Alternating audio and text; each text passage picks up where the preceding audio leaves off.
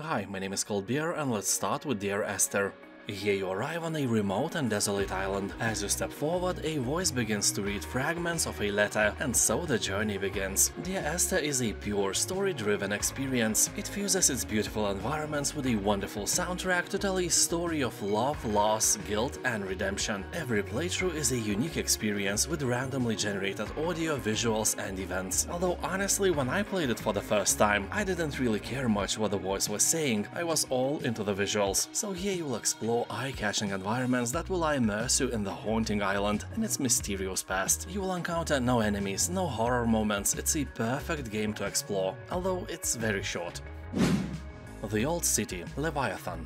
Here you will explore a mysterious world filled with hidden meanings and symbolism. Honestly, the game feels like a wandering through an art gallery curated by a mad scientist. You'll be scratching your head wondering if you are going through an allegorical journey about human nature, or maybe you just imagine things the developers of this game had no intentions to express. Although I don't really like the writing of this game. The narrator often uses overly complicated fancy words, and you as a player, you just know that the writer of this game had to Google them out, so it doesn't feel genuine. Anyway, you have to prepare for heavy questions that will try to make you think of the meaning of life more than your existential crisis on a Monday morning. It's like having a chat with a philosopher who is also an octopus. Deep stuff, my friend. Very deep.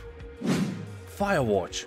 This is one of the most immersive games I have ever played. Firewatch is a single-player first-person mystery set in a Wyoming wilderness. The year is 1989. You are a man named Henry who has retreated from his messy life to work as a fire lookout in a lush forest. An especially hot and dry summer is a great thing everywhere except where you work. One smoking cigarette butt or one shard of broken glass and this beauty can become a real hell on earth in seconds. This is a game for adults with adult conversation themes.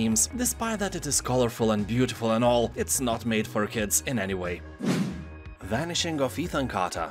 The game surprised me by not having any UI, no information bar or anything like that. And that's a good thing because it doesn't need one anyway. The Vanishing of Ethan Carter is very detailed and the praise this game received for its graphics is very much deserved. You may call the game a walking simulator, but it's more like a detective story that you have to unfold by, walking around. You'll slowly reveal clues that allow you to piece the events of this Lovecraftian mystery together. Yeah, the game may sometimes be really creepy, but that adds to the immersion. Main story is constructed from several smaller stories, and once you collect all the clues, the game rewards you with an interesting and unexpected conclusion. Like really, if you are expecting some simple murder mystery here, it's nothing like that. So basically, if you like slow-paced, beautiful games with the ability to surprise you, this is one of the best choices you can make. Everybody's gone to the Rapture.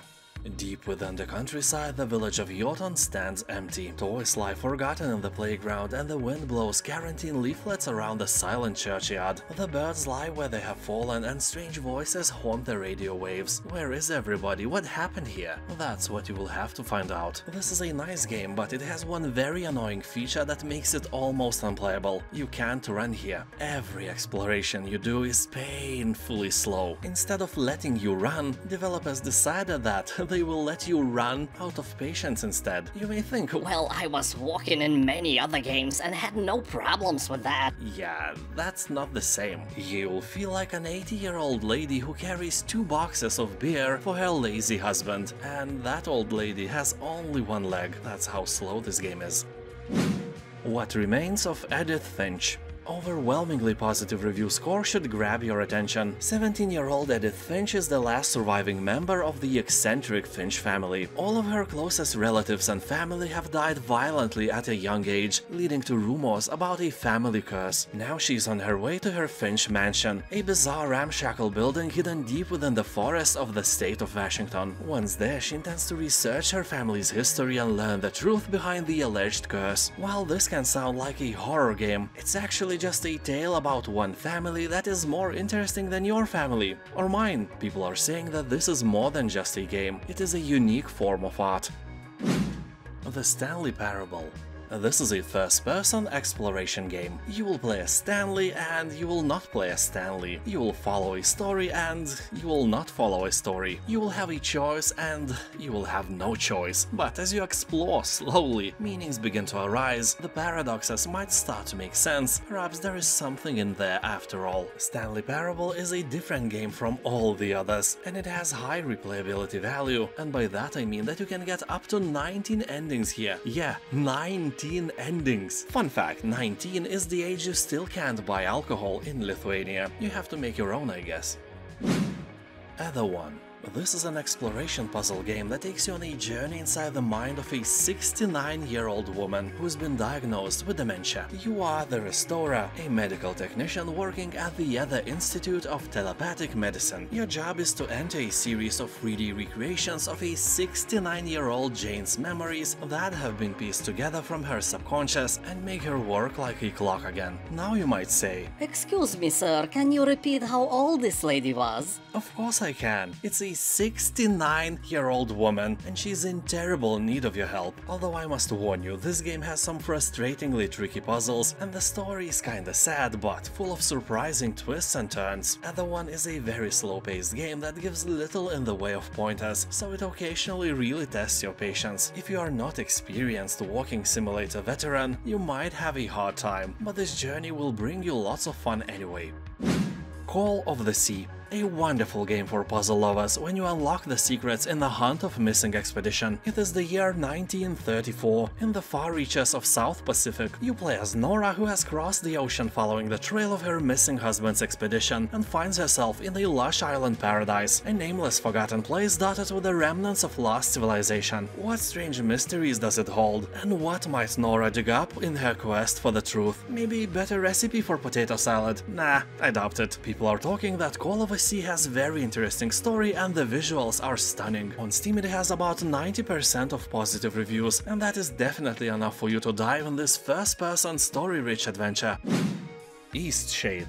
Nothing shady about this game, in fact it's hard to find some darker corner here. You are a traveling painter exploring the island and capturing the world on your canvas. Talk to the inhabitants to learn about their lives, make friends and help those in need. Visit cities, scale summits, unearth mysteries and discover forgotten places. This is a peaceful open-world exploration adventure where you will compose paintings anywhere in the world. You will offer them to locals to unlock secrets and gain items. Also you will have to acquire crafting materials and schematics to surmount obstacles and solve quests. People on Steam are saying that this is one of the most beautiful games they have ever played, and most only wish that it was like at least 5 times longer. The Companion. So here you will play as some mutated fox with many tails and explore a magical spiritual realm. You will journey across 7 majestic landscapes and witness the emotional story of a family as they tackle the challenges ahead of them. Keep in mind that the story itself is a bit mind-boggling because sometimes you play in the future, sometimes in the past, episodes don't have linear order and that may be a bit confusing. Anyway, if you like story-driven walking simulators with a lot of exploration, then it's for you. The Unfinished Swan. Here you'll explore a mysterious all-white landscape by splatting paint to reveal the world around you. You'll follow a swan that stepped out of an unfinished painting and wandered off into a surreal storybook-inspired kingdom. Each chapter brings surprises and new ways to explore the world, which is a host of bizarre and sometimes dangerous creatures. You will also encounter the eccentric king who built this empire. This is simply one of the best puzzle games ever created. If you are looking for a nice game with a good story and relaxing gameplay, this title is a must-try, no doubt.